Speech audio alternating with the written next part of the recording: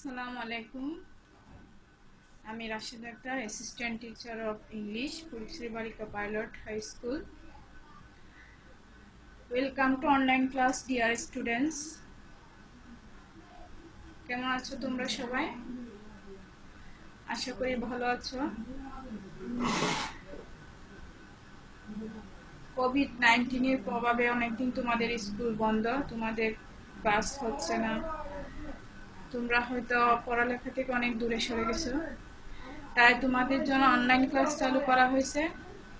এই অনলাইন ক্লাসের দ্বারা তোমরা কিছুটা হলেও কি উপকৃত হবে। আজকে আমি ক্লাস নিব ক্লাস 10 এর। আমার ক্লাস হচ্ছে today's class is for class 10। আমার টপিক হচ্ছে আজকে তোমাদের সাথে আলোচনা করব ন্যারেশন নিয়ে। আমি জানি, আমার এক্সপেরিয়েন্স থেকে বলতেছি, স্টুডেন্টরা ন্যারেশনের কথা বললে কি হয়ে যায়, ভয় পেয়ে যায়। সো ভয় পাওয়ার কোনো কারণে, ন্যারেশন অনেক সহজ। আজকে আমি তোমাদেরকে খুব ইজিলি ন্যারেশন বুঝাই দিব, আশা করি তোমরা বুঝবে। তাহলে খেয়াল করো, আজকের আমার আলোচনার বিষয় হচ্ছে ন্যারেশন। ন্যারেশন অর্থ কি?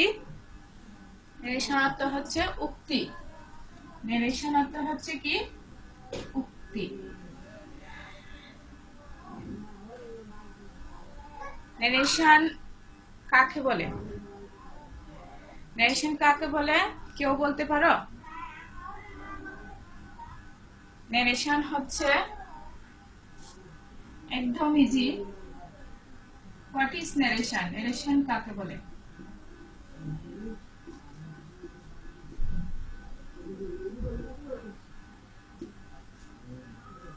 বক্তা বা স্পিকার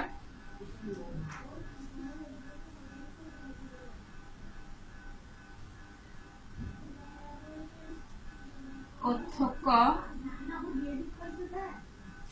বা পরোক্ষ ভাবে যা বলে তা হচ্ছে কি ন্যারেশন বা স্পিচ।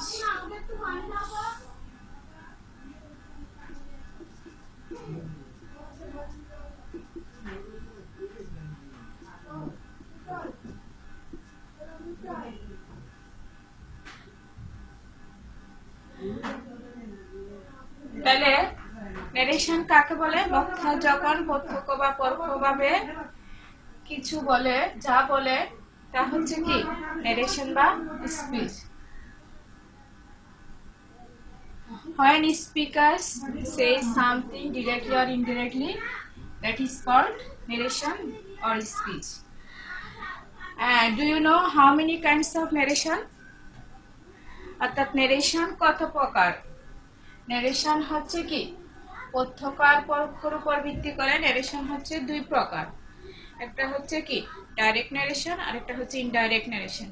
ডাইরেক্ট অর্থ হচ্ছে প্রত্যক্ষ উক্তি আর ইনডাইরেক্ট narration অর্থ হচ্ছে কি পরোক্ষ উক্তি। তাহলে ডাইরেক্ট narration কাকে বলে আমাকে জানতে হবে প্রথমে। তাহলে ডাইরেক্ট narration হচ্ছে বক্তার কথা যখন উদ্ধৃতির মাধ্যমে প্রকাশ করা হয়। বক্তার কথা যখন কি উদ্ধৃতির মাধ্যমে প্রকাশ করা হয় তখন এটা ডাইরেক্ট ন্যারেশন।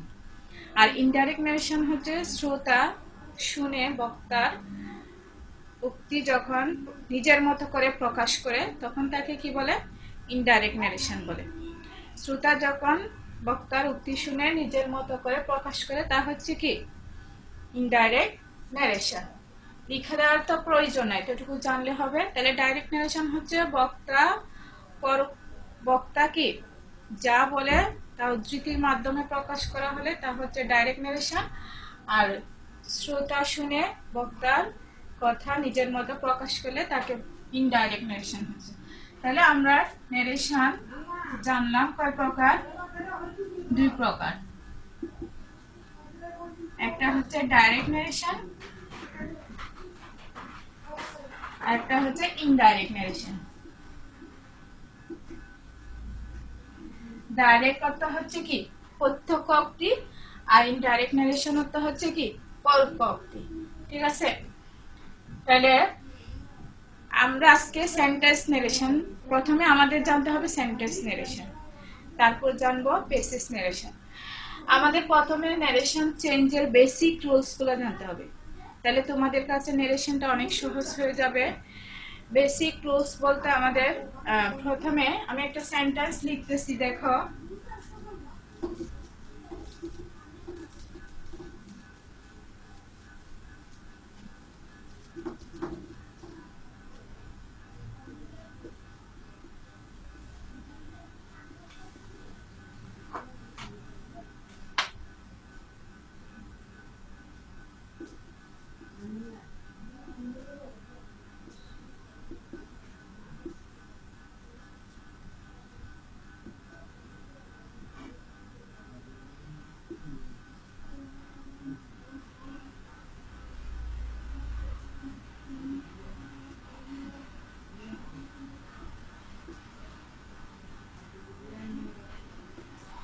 আমি এখানে একটা সেন্টেন্স লিখেছি, Karim said I am well. আরেকটা হচ্ছে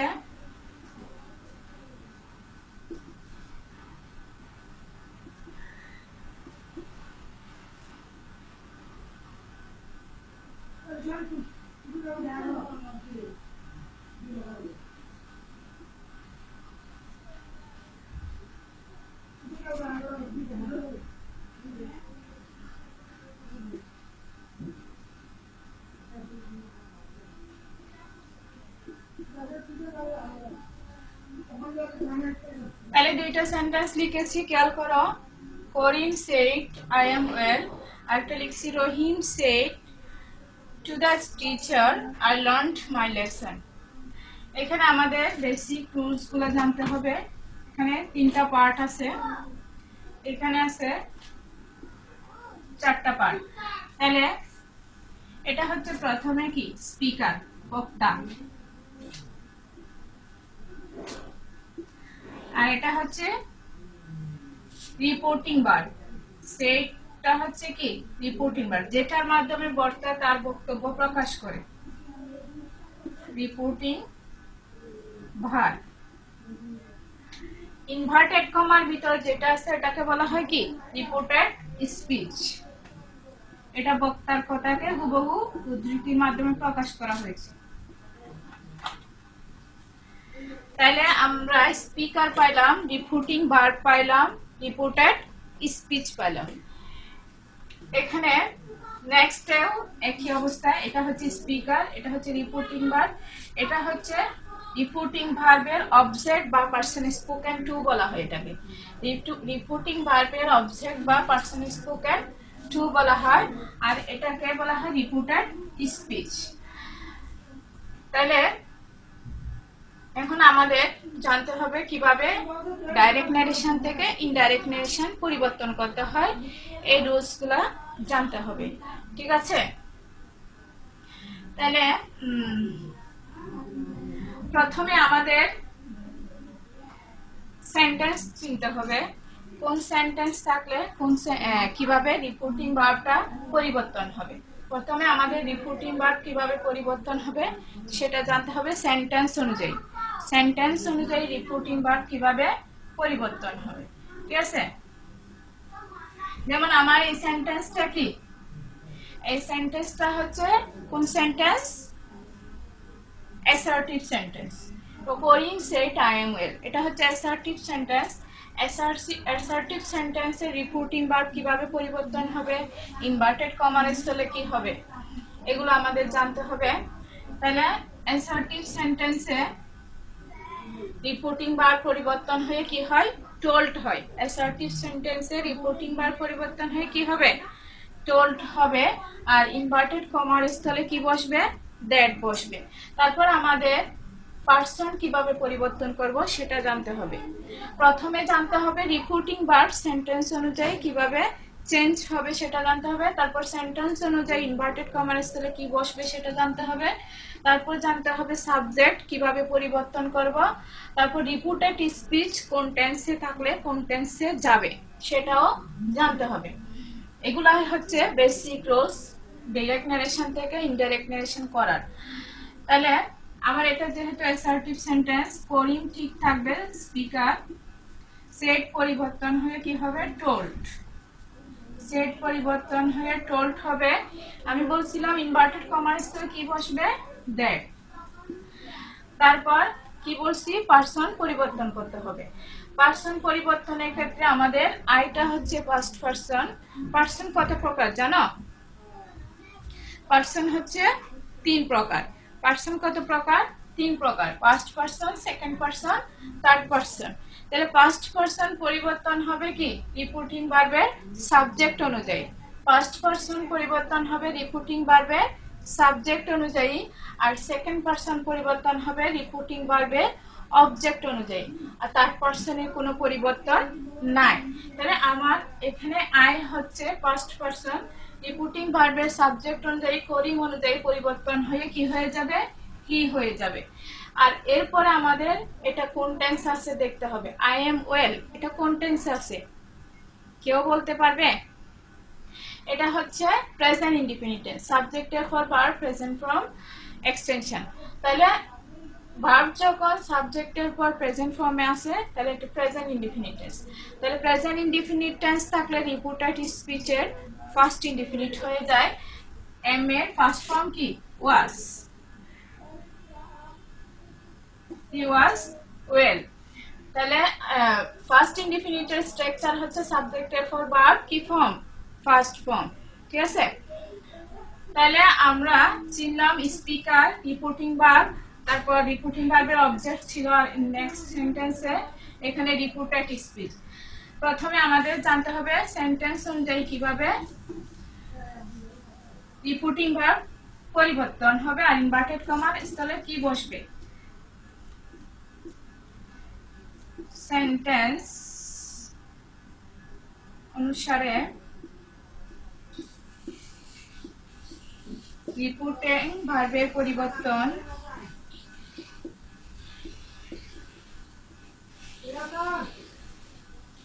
রিপোর্টিং ভার্বের পরিবর্তন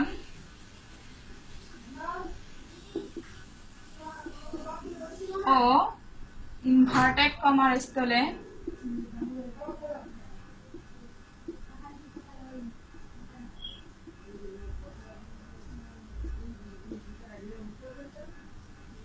কি বসবে। তাহলে অ্যাসার্টিভ সেন্টেন্সে টোল পরিবর্তন হয়ে অ্যাসার্টিভ সেন্টেন্সে সেট থাকলে টোল পরিবর্তন হয়ে কি হবে সেট পরিবর্তন হয়ে টোল্ড হবে, সেট পরিবর্তন হয়ে কি হবে টোল্ড হবে। অ্যাসার্টিভে সেট পরিবর্তন হয়ে টোল্ড হবে আর ইনভার্টেড কমার স্থলে দ্যাট বসবে, ইনভার্টেড কমার স্থলে কি বসবে দ্যাট বসবে। অ্যাসার্টিভ সেন্টেন্সে সেট পরিবর্তন হয়ে টোল্ড বসবে, ইনভার্টেড কমার স্থলে কি দ্যাট বসবে। তারপর হচ্ছে কি অ্যাসার্টিভের পরে হচ্ছে কি ইন্টারোগেটিভ,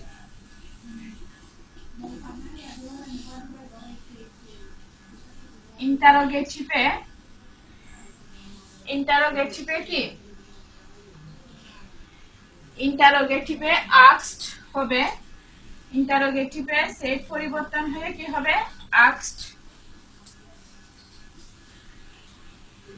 আস্কড হবে। তারপর এখানে ইফ বা ওয়েদার হবে,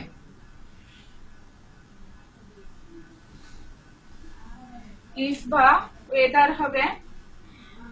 এটা হচ্ছে ইফ বা ওয়েদার হবে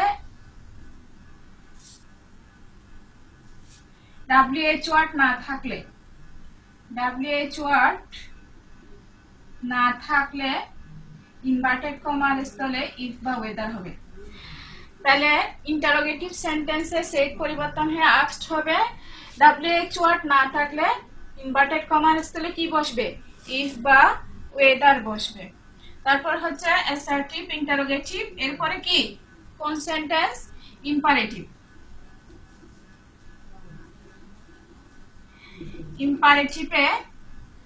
ইম্পারেটিভ আমরা জানি ইম্পারেটিভ সেন্টেন্স দ্বারা আদেশ উপদেশ নিষেধ ইত্যাদি প্রকাশ করা হয়। এখানে যখন আদেশ বুঝাবে তখন অর্ডার হবে, সেট পরিবর্তন হয়ে অর্ডার হবে। তারপর উপদেশ বুঝালে অ্যাডভাইসড হবে,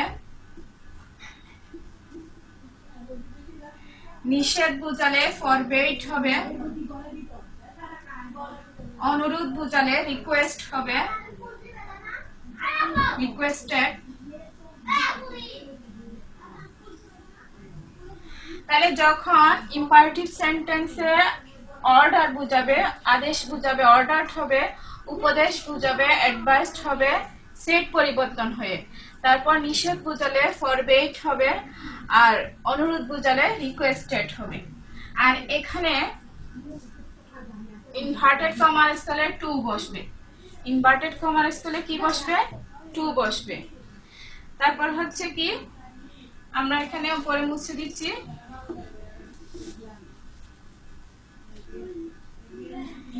তারপর ইম্পারেটিভ এক্সক্লেমেটরি,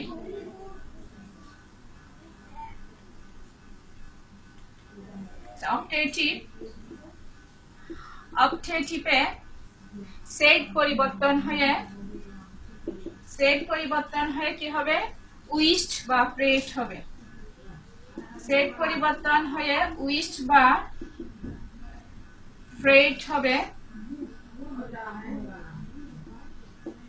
ইনভার্টেড কমার স্থলে দ্যাট বসবে। তারপর হচ্ছে এক্সক্লেমেটরি,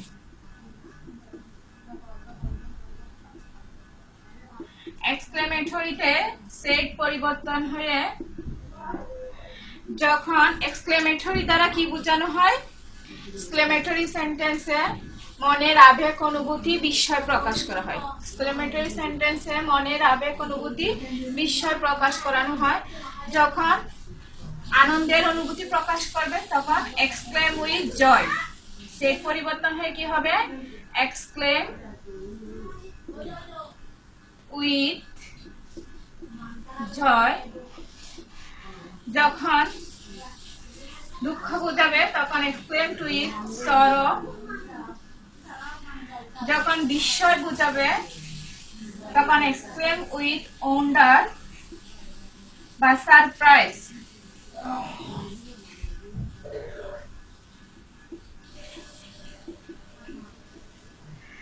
তাহলে এক্সক্লেমেটরি সেন্টেন্সে সেট দ্বারা যখন জয় বোঝাবে তখন এক্সক্লেম উইথ জয়, সেট দ্বারা যখন রিপিটেড স্পিচ দ্বারা কি দুঃখ বোঝাবে তখন সরো হবে, যখন বিস্ময় প্রকাশ করবে তখন ওয়ান্ডার হবে অথবা সারপ্রাইজড হবে। আর ইনভার্টেড কমার স্থলে দ্যাট বসবে। তাহলে আমরা পাঁচটা সেন্টেন্স অনুযায়ী পেয়ে গেলাম, রিপিটিং ভার্ব অনুযায়ী কি হবে, ইনভার্টেড কমার স্থলে কি বসবে। তোমাদেরকে আরেকটু সহজ করে বলতেছি, ইন্টারোগেটিভ আর ইম্পারেটিভ ছাড়া আর বাকি তিনটাতে ইনভার্টেড কমার স্থলে কি বসবে? দ্যাট বসবে। বাকি তিনটাতে ইনভার্টেড কমার স্থলে কি বসবে? দ্যাট বসবে। বাকি তিনটা হচ্ছে অ্যাসার্টিভ, তারপর হচ্ছে কি অ্যাসার্টিভ, অপটেটিভ, এক্সক্লেমেটরি। এই তিনটাতে কি হবে? ইনভার্টেড কমার স্থলে দ্যাট বসবে। আর ইন্টারোগেটিভ আর ইম্পারেটিভে কি ইফ বা ওয়েদার বসবে, WH ওয়ার্ড না থাকলে। আর WH ওয়ার্ড থাকলে ইফ বা ওয়েদার হবে না। আর ইম্পারেটিভে কি হবে? ইম্পারেটিভে হবে টু, ইম্পারেটিভে হবে কি টু। তাহলে প্রথমে আমাদের রিপিটিং ভার্ব পরিবর্তন এবং ইনভার্টেড কমার স্থলে কি হবে জানলাম। এরপর আমাদের জানতে হবে পার্সন পরিবর্তন, কিভাবে পার্সন পরিবর্তন করব। তাহলে তোমরা এতটুকু ক্লিয়ার তো? আশা করি তোমাদের এখন সহজ লাগতেছে নারেশনটা। আমাদের প্রথমে রিপিটিং ভার্ব আর ইনভার্টেড কমার স্থলে কি হবে সেটা জানলাম। এরপর জানবো পার্সনের পরিবর্তন।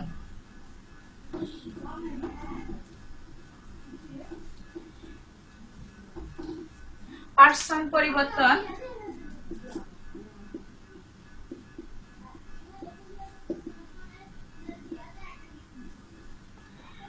তাহলে রিপিটেড স্পিচে আমি আগে বলছিলাম এক্সাম্পল দেওয়ার সময় শুরুতে, রিপিটেড স্পিচে পাস্ট পার্সন পরিবর্তন হবে কি অনুযায়ী? রিপোর্টিং ভার্বের সাবজেক্ট অনুযায়ী।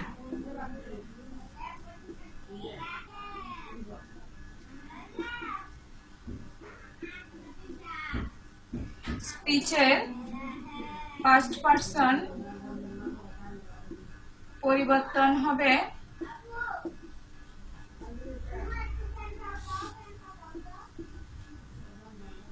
রিপোর্টিং ভার্বের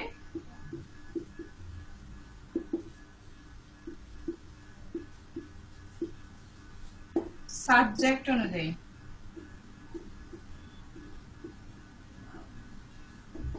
তাহলে ফার্স্ট পারসন পরিবর্তন হবে রিপোর্টিং ভার্বের সাবজেক্ট অনুযায়ী।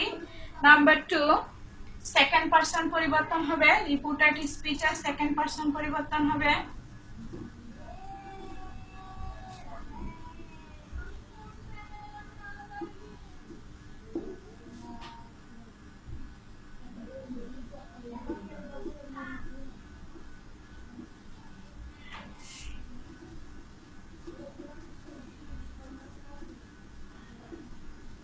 রিপোর্টিং ভার্বের অবজেক্ট অনুযায়ী।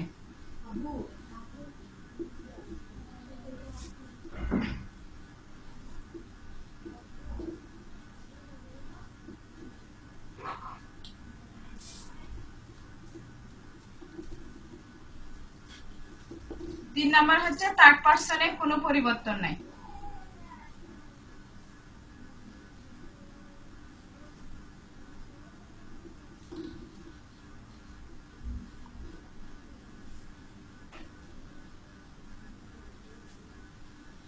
তাহলে দেখো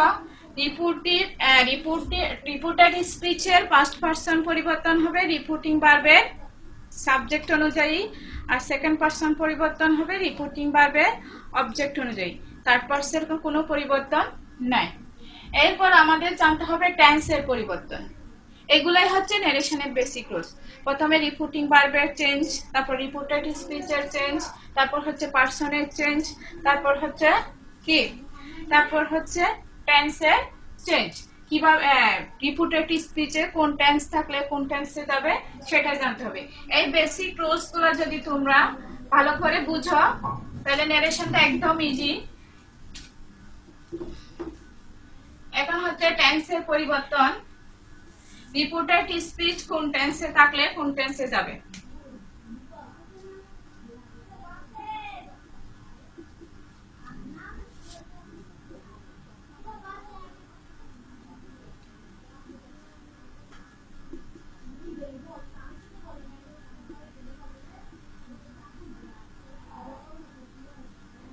কোন টেন্সে পরিবর্তন হবে।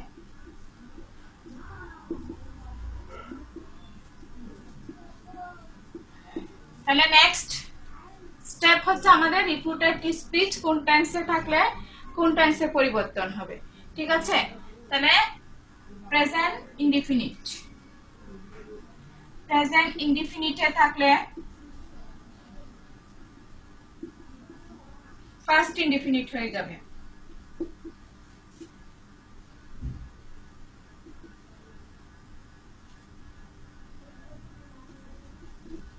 ফার্স্ট ইনডিফিনিট হয়ে যাবে। তারপর হচ্ছে প্রেজেন্ট কন্টিনিউয়াস হলে ফার্স্ট কন্টিনিউয়াস হবে।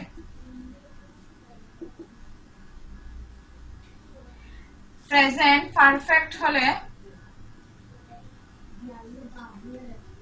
ফার্স্ট পারফেক্ট হবে।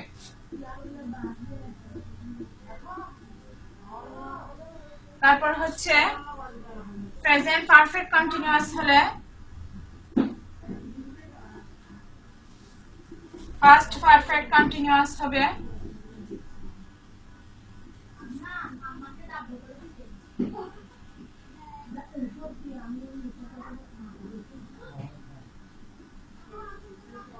তারপর হচ্ছে ফার্স্ট ইনডিফিনিট হলে ফার্স্ট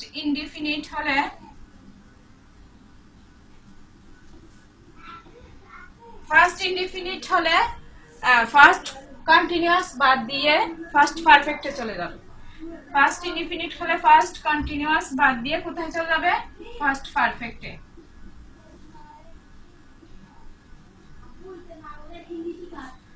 তারপর হচ্ছে ফার্স্ট কন্টিনিউয়াস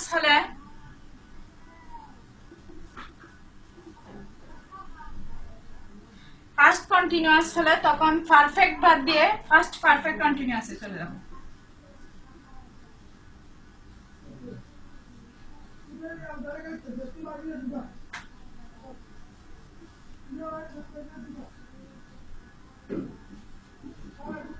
আজ ফার্স্ট পারফেক্ট হলে ফার্স্ট পারফেক্টে থাকবে, ফার্স্ট পারফেক্ট হলে ফার্স্ট পারফেক্টে থাকবে।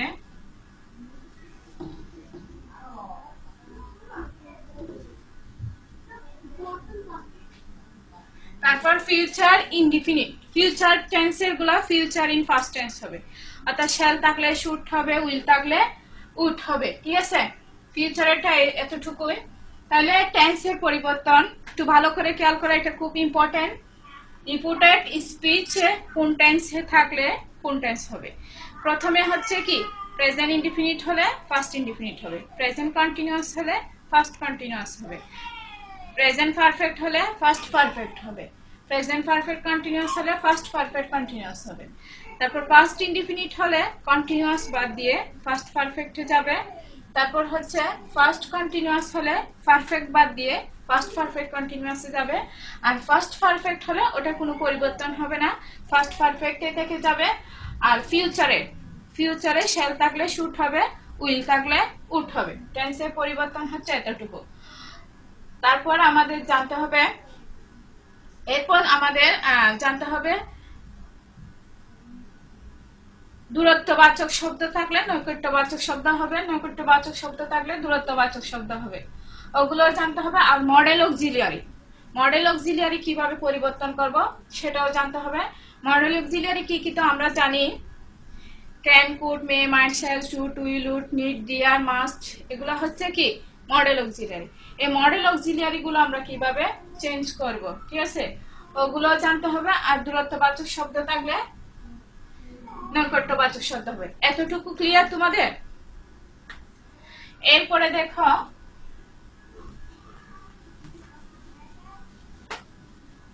এরপরে হচ্ছে আমাদের মডেল অক্সিলিয়ারি পরিবর্তন।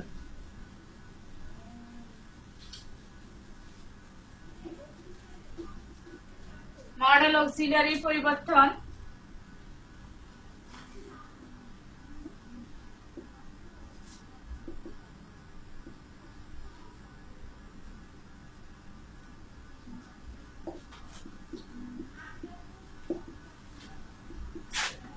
তাহলে মডেল অক্সিলিয়ারি পরিবর্তন হচ্ছে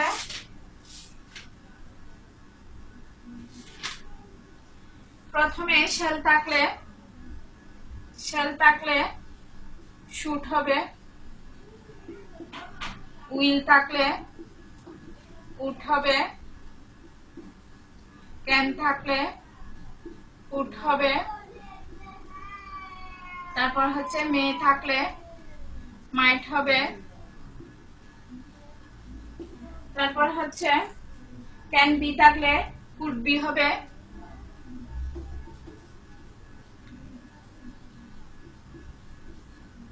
এভাবে মে বি থাকলে মাইট বি হবে, উইল বি থাকলে উড বি হবে, শ্যাল বি থাকলে শুড বি হবে। তারপর হচ্ছে শুড হ্যাভ থাকলে শুড হ্যাভ হবে, শুড হ্যাভ থাকলে শুড হ্যাভ হবে।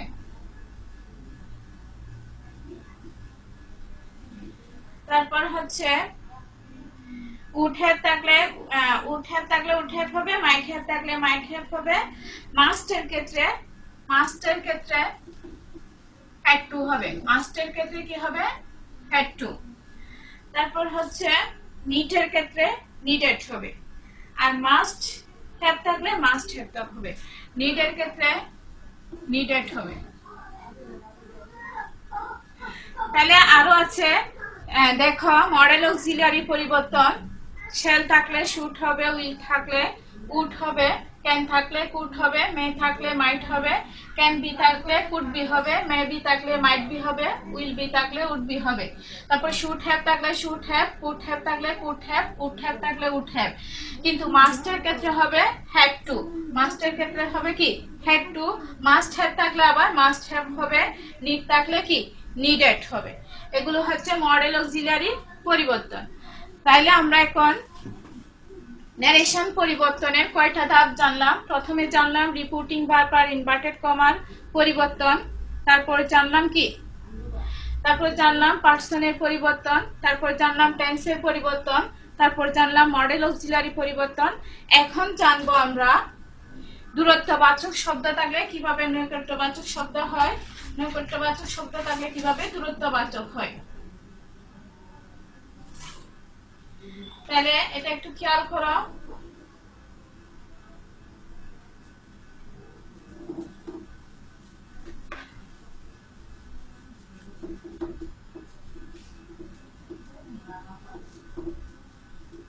দূরত্ববাচক শব্দ থাকলে অর্থাৎ নৈকট্যবাচক শব্দ থাকলে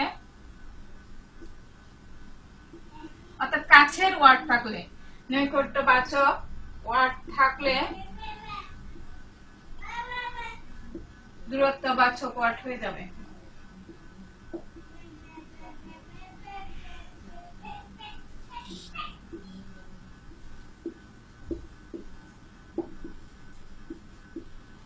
যেমন দিস থাকলে দ্যাট হবে, দিস থাকলে দ্যাট হবে। তারপর হচ্ছে এরপর হচ্ছে দিস, THAC, দিস থাকলে দোস হবে। তারপর হচ্ছে হিয়ার থাকলে দিয়ার হবে। তারপর হচ্ছে এগো থাকলে বিফোর হবে।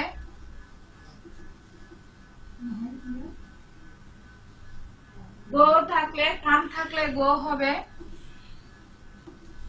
তারপর হচ্ছে থিদার থাকলে থিদার হবে।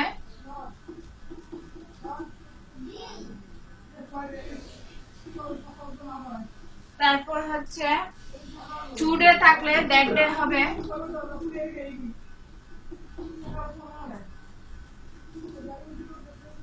তারপর হচ্ছে টুমরো থাকলে দা নেক্সট ডে বা দা ফ্লোয়িং ডে। টুমরো থাকলে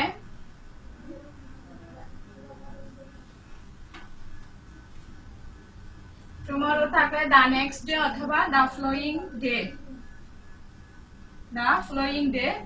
তারপর হচ্ছে ইয়েস্টারডে থাকলে দা প্রিভিয়াস ডে, ইয়েস্টারডে থাকলে দা প্রিভিয়াস ডে।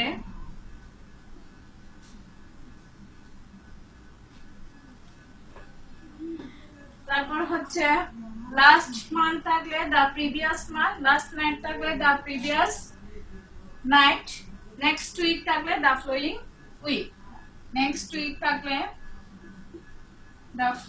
দা ফ্লোয়িং উইক, লাস্ট মান্থ থাকলে দা প্রিভিয়াস মান্থ।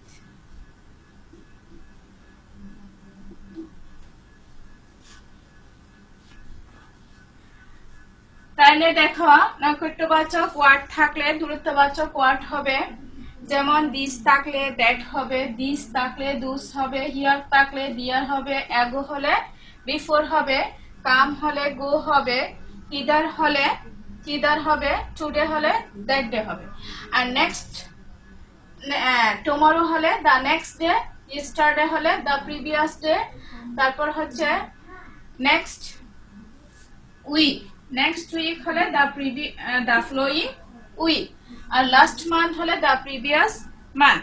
তাহলে এতটুকু হচ্ছে ন্যারেশনের বেসিক রুলস। এগুলাই জানলে ন্যারেশন, সেন্টেন্স ন্যারেশনটা খুব সহজ। বেসিক ন্যারেশনের কিছু ব্যতিক্রম রুলস আছে, এগুলো পরে আলোচনা করব। আজকে আমরা তাহলে আমি আরেকটু সামারিটা ন্যারেশনের বেসিক রুলস গুলো আলোচনা করছি, এগুলো আরেকটু বলতেছি তোমাদেরকে, একটু খেয়াল করো। প্রথমে আমাদের জানতে হবে কি রিপোর্টিং ভার্বের পরিবর্তন সেন্টেন্স অনুসারে। তারপর জানতে হবে কি সেন্টেন্স অনুযায়ী রিপোর্টেড ইনভার্টেড কমার স্থলে কি হবে। তারপর জানতে হবে আমাদের পার্সনের পরিবর্তন। পার্সন ফার্স্ট পার্সন থাকলে কি হবে, রিপোর্টিং ভার্বের সাবজেক্ট অনুযায়ী পরিবর্তন, সেকেন্ড পার্সন হলে অবজেক্ট অনুযায়ী পরিবর্তন, তারপর হচ্ছে থার্ড পার্সনে কোনো পরিবর্তন নাই।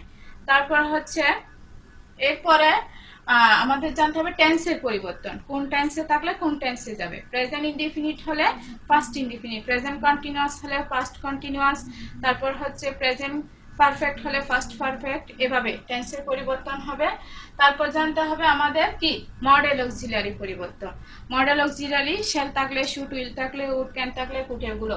তারপর জানতে হবে আমাদের নৈকট্যবাচক ওয়ার্ড থাকলে দূরত্ববাচক ওয়ার্ড হবে, দিস থাকলে দ্যাট হবে, দিস থাকলে দোস হবে, এগুলো। আমি তোমাদেরকে 5টা সেন্টেন্সের এক্সাম্পল দিচ্ছি, তাহলে তোমরা আরেকটু ক্লিয়ার হয়ে যাবে সেন্টেন্স অনুযায়ী কিভাবে পরিবর্তন করতেছি। দেখো, প্রথমে আমি অ্যাসার্টিভ সেন্টেন্সের একটা এক্সাম্পল দিচ্ছি। অ্যাসার্টিভ, করিম said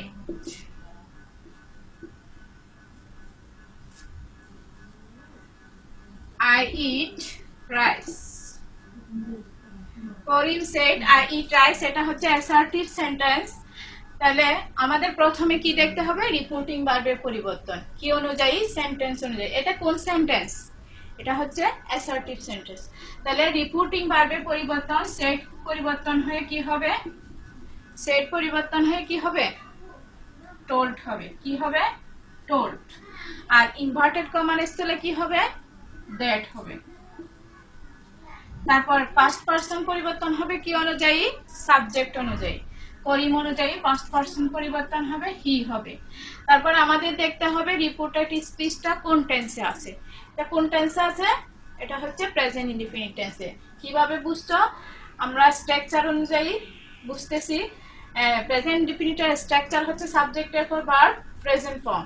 তাহলে আমার যখন রিপোর্টেড স্পিচ প্রেজেন্ট ইনডিফিনিটে আছে, ইনডাইরেক্ট নারেশন এটা ফার্স্ট ইনডিফিনিট হয়ে যাবে। ফার্স্ট ইনডিফিনিট হলে ভার্ব কি হবে, ফার্স্ট ফর্ম হবে। ইটার ফার্স্ট ফর্ম কি, অ্যাড, তারপর অবজেক্ট বসে যাবে। ঠিক আছে, এতটুকু ক্লিয়ার। তারপর হচ্ছে ইন্টারোগেটিভের একটা উদাহরণ দিই। ইন্টারোগেটিভ হচ্ছে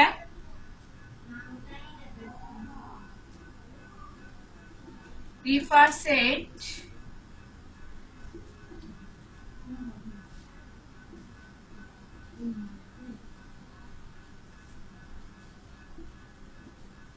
are you playing cricket?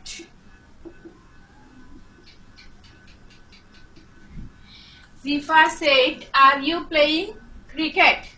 তাহলে এটা হচ্ছে কি ইন্টারোগেটিভ সেন্টেন্স। এখানে কোনো WH ওয়ার্ড নাই, এটা হচ্ছে yes or no question. Yes or no কোয়েশ্চেনের ক্ষেত্রে আমরা WH ওয়ার্ড না থাকলে ইনভার্টেড কমার স্থলে কি বসাবো বলছিলাম, ইফ বা ওয়েদার। আর সেট পরিবর্তন হয়ে কি হবে, আস্কড হবে। সেট পরিবর্তন হয়ে কি হবে, আস্কড। ইনভার্টেড কমার স্থলে কি হবে, WH ওয়ার্ড যখন নাই ইফ বসবে। ঠিক আছে, ইফ বা ওয়েদার বসবে। তাহলে এখানে আমার সেকেন্ড পারসন আছে ইউ, সেকেন্ড পারসন কি অনুযায়ী পরিবর্তন হবে, অবজেক্ট অনুযায়ী। এখানে অবজেক্ট নাই, আমাকে অবজেক্ট ধরে নিতে হবে। রিফা সেড টু মি, ধরে নিলাম আমি Rifa said to me are you playing cricket. তাহলে মি থাকলে মনে করো এখানে কি আছে, মি আছে। তাহলে মিটা কি হয়ে যাবে, আই হয়ে যাবে। কি হয়ে যাবে, আই। If I. আর এটা কোন টেন্সে আসে খেয়াল করো, স্ট্রাকচার অনুযায়ী। এটা হচ্ছে সাবজেক্ট, আমরা ইন্টারোগেটিভ যখন অক্সিলিয়ারি প্রথমে বসছে, ঠিক আছে, কিন্তু অ্যাসার্টিভ হলে অক্সিলিয়ারিটা পরে বসতো। তাহলে মনে মনে অক্সিলিয়ারিটা পরে বসাই, কোন টেন্সের স্ট্রাকচার সেটা খেয়াল করো। তাহলে সাবজেক্টের পর আর এমিসার, ভার্বের সাথে আইএনজি, এটা কোন টেন্সের স্ট্রাকচার, এটা হচ্ছে প্রেজেন্ট কন্টিনিউয়াস এর স্ট্রাকচার। সাবজেক্টের পর এমিসার, ভার্বের সাথে আইএনজি, এটা হচ্ছে প্রেজেন্ট কন্টিনিউয়াস এর স্ট্রাকচার। তাহলে আমাদের আগে বলেছিলাম প্রেজেন্ট কন্টিনিউয়াস থাকলে কোন টেন্স হবে, ফার্স্ট কন্টিনিউয়াস হবে।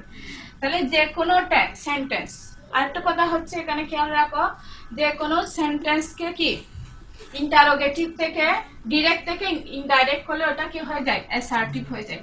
তাহলে আই এর সাথে কি বসবে, ওয়াজ। আই ওয়াজ প্লেইং, এখানেও ভার্বের সাথে আইএনজি থাকবে কারণ এটা ফার্স্ট কন্টিনিউয়াস হচ্ছে। I was playing cricket. তাহলে ইনডাইরেক্ট নারেশন, ডাইরেক্ট নারেশনকে ইনডাইরেক্ট করলে যে কোনো সেন্টেন্স কি হয়ে যায়, অ্যাসার্টিভ হয়ে যায়। এটা ইন্টারোগেটিভ হোক, ইম্পারেটিভ হোক, অপটেটিভ হোক, সেটা কি হয়ে যাবে? অ্যাসার্টিভ হয়ে যাবে। তাহলে এরপর আমরা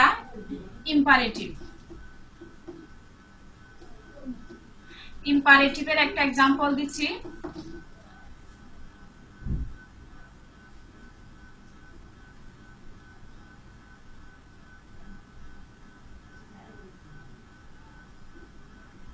ইম্পারেটিভের example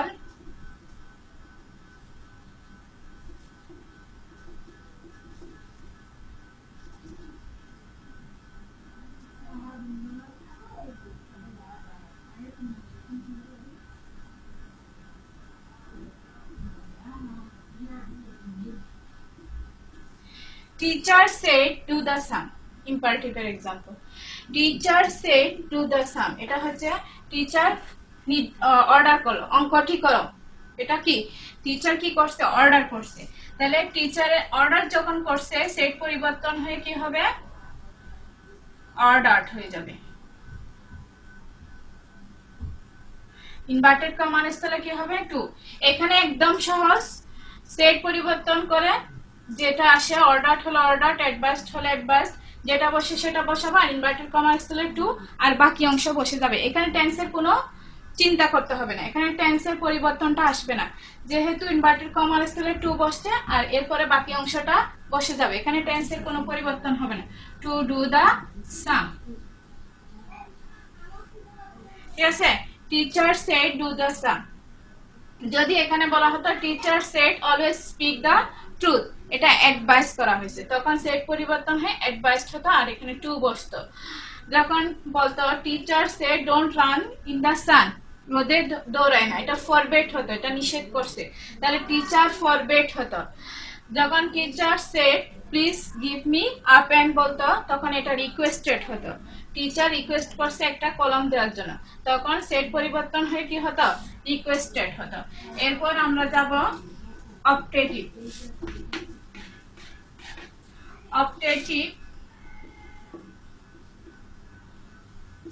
অপটেটিভে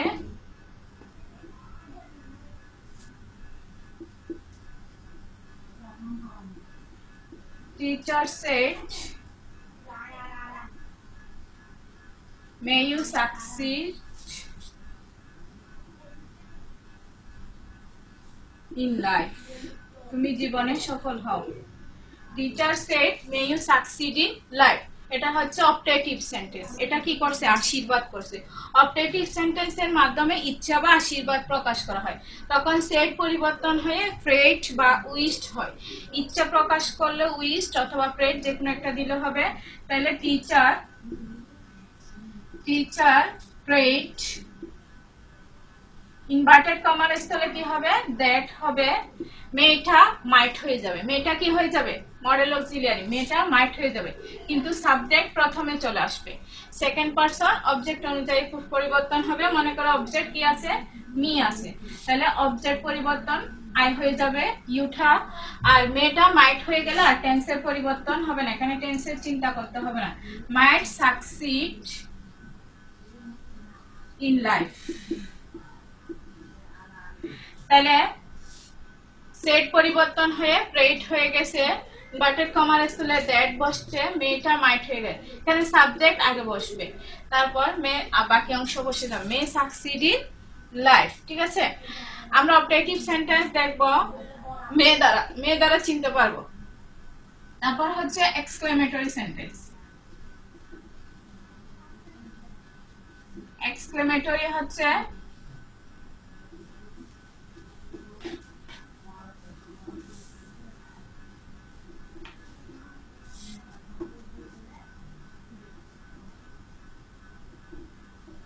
students said hurrah, hurrah, we have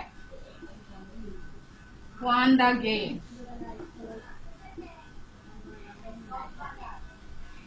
এখানে আনন্দ প্রকাশ করা হয়েছে। স্টুডেন্ট সেড, স্টুডেন্টরা বলল হুররা, we have one the game, আমরা খেলায় জিতেছি। এখানে এই রিপোর্টের স্পিচ দ্বারা কি প্রকাশ করা হয়েছে? আনন্দ। তাহলে আমার সেট পরিবর্তন হয়ে কি হবে? সেট পরিবর্তন হয়ে হবে কি? exclaimed with joy, exclaimed with joy। Inverted comma আসলে কি হবে? দ্যাট হবে। তারপর হচ্ছে এটা কোন টেন্স আছে? We have one the game, এটা হচ্ছে কি